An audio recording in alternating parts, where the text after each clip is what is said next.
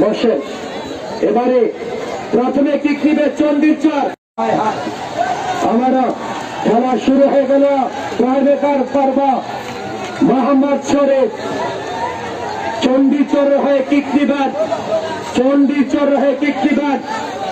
দেখা যাক প্রথম কিক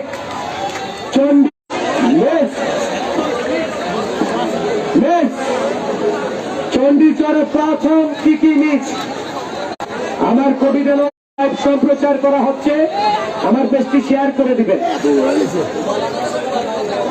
আরে বলটা যে বাইরে গিয়েছে ঘুরে নিয়ে আসুন।